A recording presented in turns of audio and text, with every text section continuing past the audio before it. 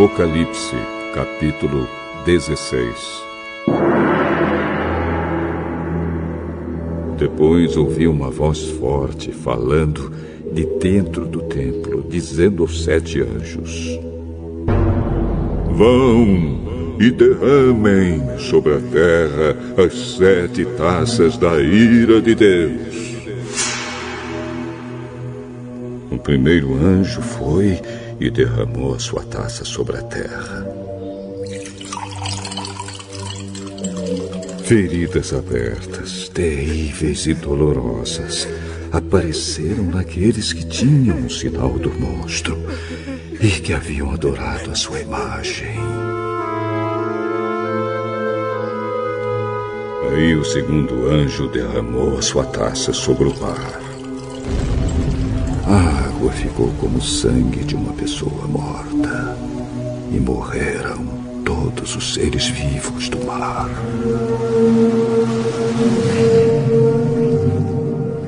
Então o terceiro anjo derramou a sua taça sobre os rios e nas fontes de água, e eles viraram sangue.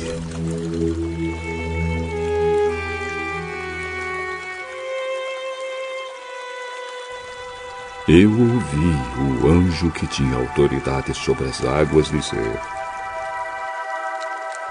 Tu és justo nos teus julgamentos, ó Deus Santo, que és e que eras. Os maus derramaram o sangue do povo de Deus e dos profetas, e por isso tu lhes deste sangue para beber. Eles estão recebendo o que merecem.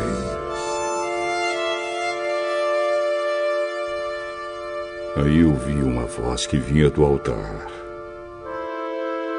Ó Senhor Deus Todo-Poderoso, os teus julgamentos são de fato verdadeiros e justos.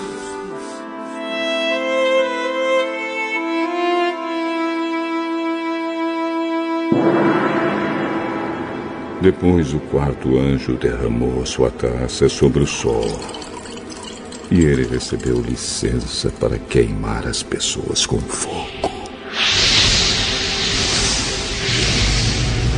Elas sofreram queimaduras dolorosas causadas por esse fogo e amaldiçoaram o nome de Deus, que tem autoridade sobre essas pragas.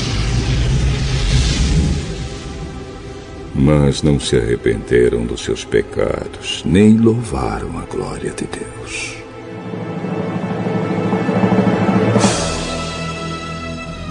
Então o quinto anjo derramou a sua taça sobre o trono do monstro, cujo reino ficou na escuridão, e as pessoas mordiam a língua de dor, e por causa das suas dores e feridas, amaldiçoavam o Deus do céu. Porém, não abandonaram as coisas más que faziam.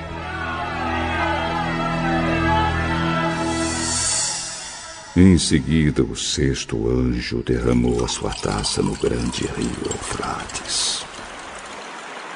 O rio secou, a fim de se abrir um caminho para os reis que vêm do Oriente. Então vi 3 espíritos imundos que pareciam rãs, que saíam da boca do dragão, da boca do monstro e da boca do falso profeta.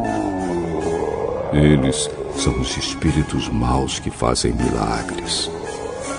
Esses 3 espíritos vão aos reis do mundo inteiro a fim de os ajuntar para a batalha do grande dia de Deus, o Todo-Poderoso.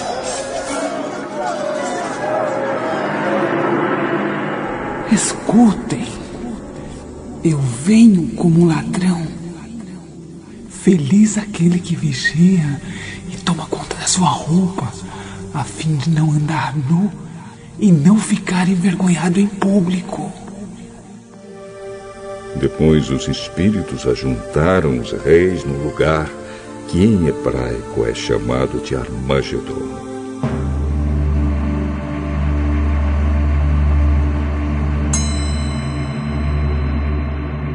por último, o sétimo anjo derramou a sua taça no ar. Então uma voz forte veio do trono no templo. Está feito!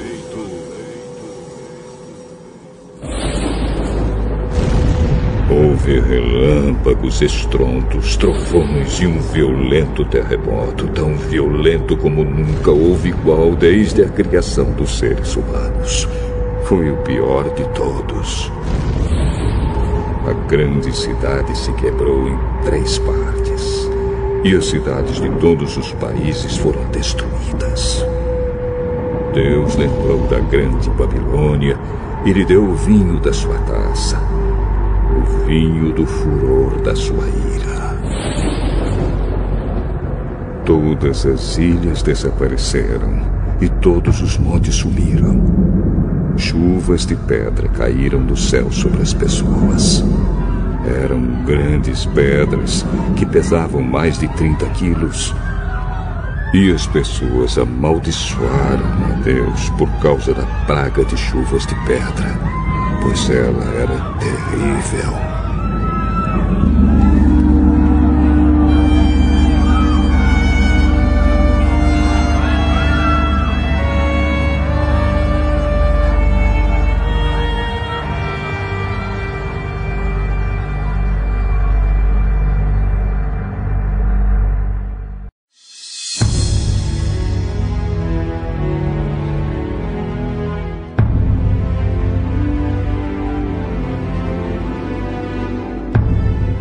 Esther, capítulo 9.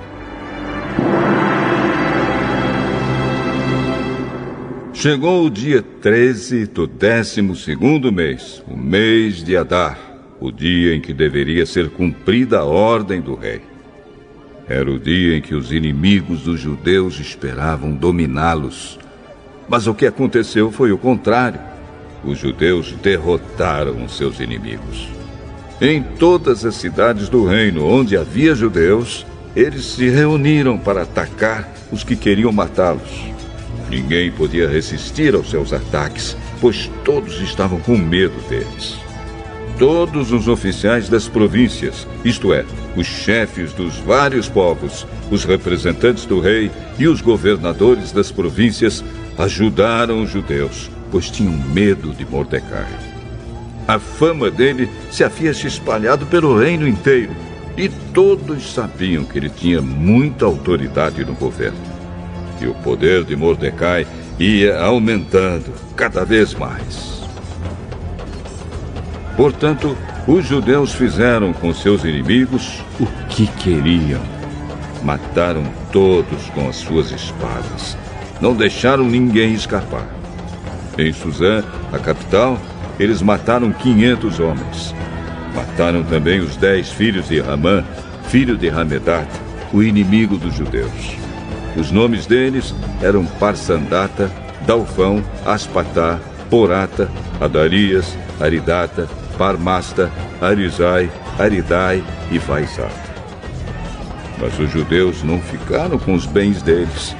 Naquele mesmo dia, o rei foi informado de quantas pessoas haviam sido mortas em Suzã. Então disse a Esther: aqui em Suzã, os judeus mataram 500 homens.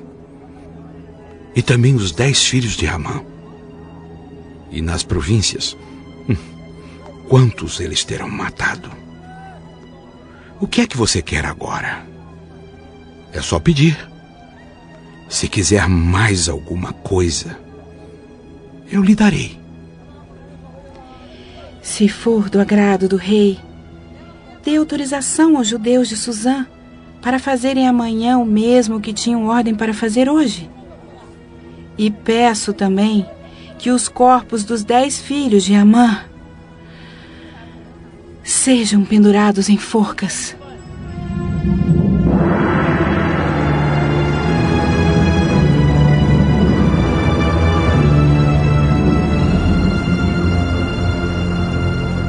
O rei concordou e mandou ler a autorização em público em Suzã.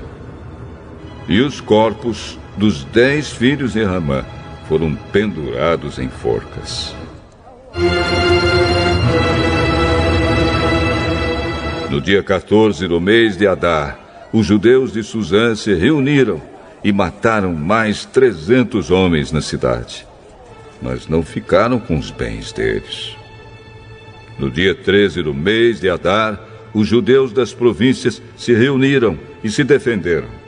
Mataram 75.000 inimigos e assim se livraram de todos os que os odiavam. Mas não ficaram com os bens dos mortos.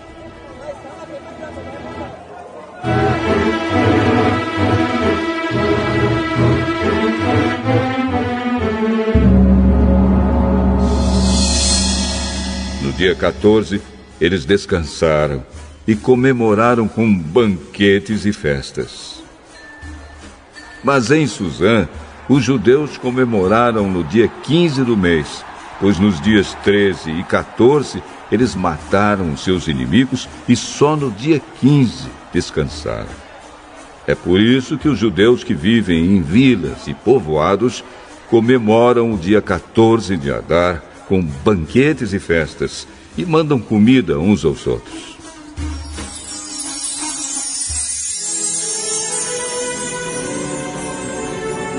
Mordecai escreveu tudo o que havia acontecido e mandou cartas a todos os judeus que moravam em todas as províncias do reino, tanto aos de perto como aos de longe. Nas cartas, ele ordenou que todos os anos eles comemorassem os dias 14 e 15 do mês de Adar, pois foi nestes dias que os judeus se livraram dos seus inimigos, e foi neste mês que a tristeza e o luto se transformaram em alegria e festa. Portanto, que dessem banquetes e festas, mandassem comida uns aos outros e distribuíssem presentes aos pobres. Assim, os judeus, de acordo com o que Mordecai tinha escrito, começaram o costume de comemorar esses dias.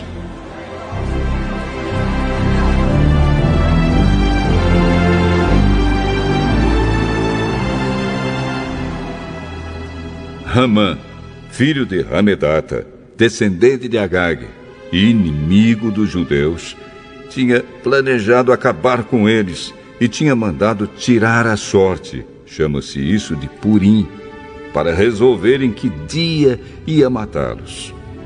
Mas Ester foi falar com o rei e ele ordenou por escrito que o mal que Ramã havia planejado contra os judeus caísse sobre o próprio Ramã. Portanto, enforcaram Ramã e os seus filhos. É por isso que esses dias feriados são chamados de Purim, que é o plural da palavra Pur. Como resultado da carta de Mordecai e de tudo que os judeus tinham visto e das coisas que aconteceram, eles resolveram que eles mesmos, os seus descendentes e os que se convertessem ao judaísmo, seguiriam o costume de comemorar todos os anos esses 2 dias, conforme Mordecai havia escrito. Ficou resolvido que daí em diante toda a família judaica, em todas as cidades das províncias do reino, comemoraria a festa de Purim, para que os judeus lembrassem sempre do que havia acontecido. Nunca, em qualquer época, deixariam de comemorar essa festa. A rainha Ester, filha de Abiail, também escreveu uma carta junto com o judeu Mordecai, dando todo o seu apoio à carta que Mordecai já havia escrito a respeito da festa de Purim.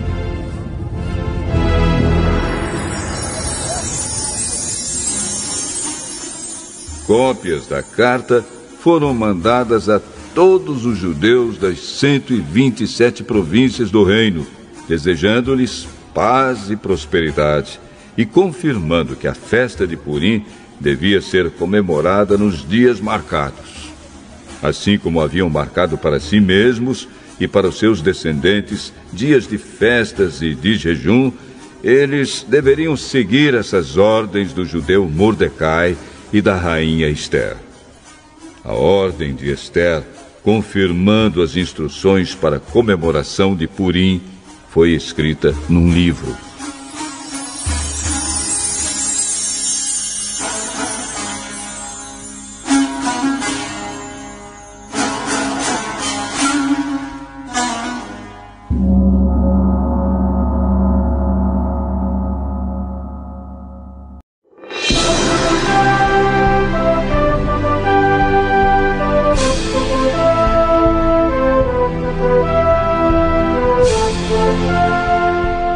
Ester, capítulo 10. O rei Xerxes obrigou os moradores no seu reino, tanto os do litoral como os do interior, a fazerem trabalhos forçados. Todas as grandes e maravilhosas coisas que Xerxes fez, e também a história completa de como colocou Mordecai num alto cargo do seu governo, tudo isso está escrito nos livros da história dos reis da Média e da Pérsia. O judeu Mordecai ocupou a mais alta posição do reino, logo abaixo do rei Xerxes. Mordecai era admirado e estimado por todos os judeus. Ele fez tudo o que pôde pelo bem-estar do seu povo e pelo progresso da sua raça.